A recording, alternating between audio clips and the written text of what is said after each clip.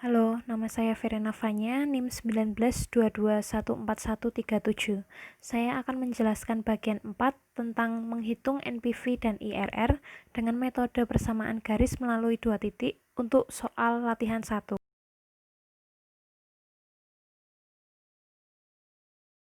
Untuk menghitung NPV, kita menggunakan rumus sebagai berikut. NPV sama dengan minus CF0 ditambah CF1 dibagi 1 tambah R pangkat 1 ditambah CF2 dibagi 1 tambah R pangkat 2 ditambah CF3 dibagi 1 tambah R pangkat 3 ditambah CF4 dibagi 1 tambah R pangkat 4 ditambah CF5 dibagi 1 tambah R pangkat 5. Di sini yang perlu kita ketahui yaitu CF adalah cash flow dan R adalah biaya modal atau WACC. Asumsi biaya modal yang kita pakai dalam kasus ini yaitu sebesar 0%, 5%, 15%, dan 25%.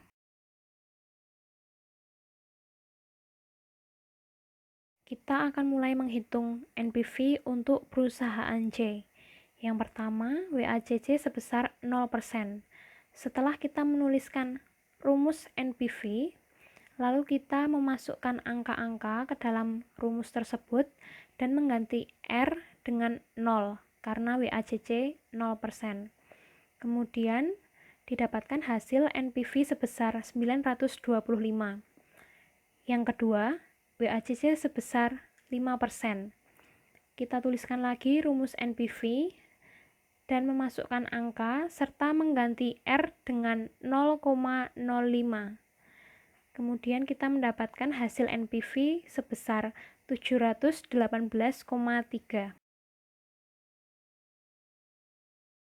Selanjutnya kita mencari NPV dengan WACC sebesar 15%. Kita tuliskan rumus NPV dan memasukkan angka-angkanya serta mengganti R dengan 0,15 sehingga didapatkan hasil NPV 402,96. Kemudian yang keempat, WACC sebesar 25%. NPV kita tuliskan rumusnya, kemudian masukkan angka-angkanya dan mengganti R dengan 0,25 sehingga NPV didapatkan hasil sebesar 176,45.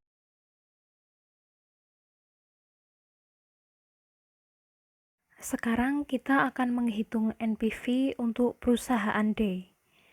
Yang pertama, WACC sebesar 0%.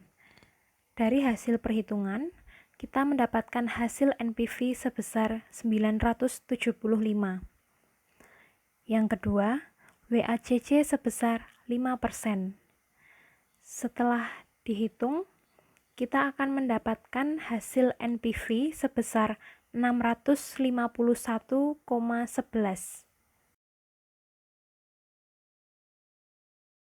Berikutnya, yang ketiga yaitu WACC sebesar 15% dan didapatkan hasil NPV sebesar 194,27. Lalu yang terakhir untuk WACC sebesar 25% dan didapatkan hasil NPV sebesar minus 101,82. Setelah menghitung NPV dari perusahaan C dan D, kita membuat tabel NPV dengan 2 kolom, yaitu kolom di sebelah kiri untuk biaya modal dan kolom sebelah kanan untuk NPV masing-masing perusahaan.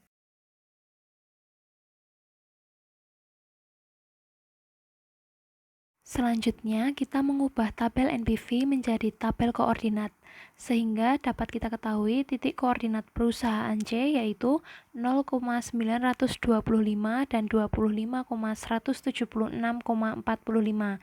Untuk perusahaan D yaitu 0,975 dan 25,-101,82.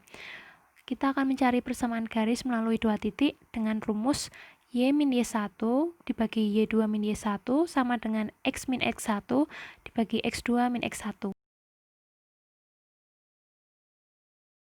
Yang pertama, persamaan garis untuk perusahaan C. Y dikurangi 925 dibagi 176,45 dikurangi 925 sama dengan X dibagi 25. Y dikurangi 925 dibagi minus 748,55 sama dengan X dibagi 25. 25 dikali Y dikurangi 925 sama dengan minus 748,55X.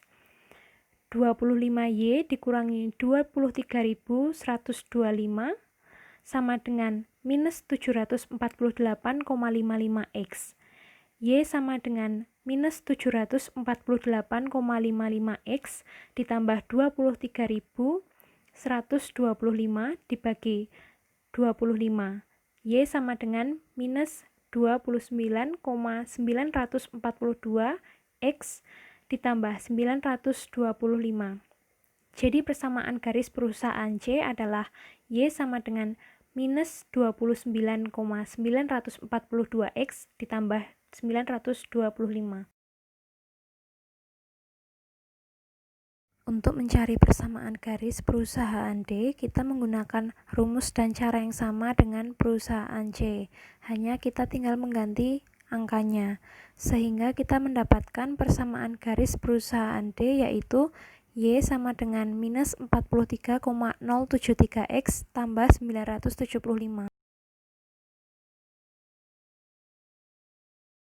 Berikutnya mencari perpotongan garis perusahaan C dengan perusahaan D.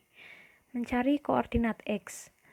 Minus 29,942 X ditambah 925 sama dengan minus 43,073 X ditambah 975. Minus 29,942 X tambah 43,073 X sama dengan 975 dikurangi 925. 13,131 X sama dengan 50. X sama dengan 50 dibagi 13,131. X sama dengan 3,8078. Setelah mencari koordinat X, sekarang kita akan mencari koordinat Y. Dengan persamaan Y sama dengan minus 29,942 X ditambah 925, kemudian masukkan nilai X, sehingga menjadi Y sama dengan minus 29,942 dikali 3,8078 ditambah 925, Y sama dengan 810,987. Jadi koordinat titik potongnya adalah 3,8078, 810,987. Berikut ini adalah grafik titik crossover rate, biaya modal dan NPV dari perusahaan C dan perusahaan D.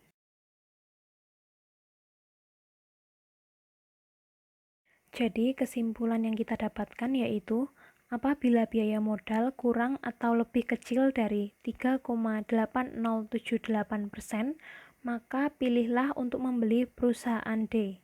Tetapi apabila biaya modal lebih dari atau di atas 3,8078%, maka lebih baik Pak C memilih untuk membeli perusahaan C.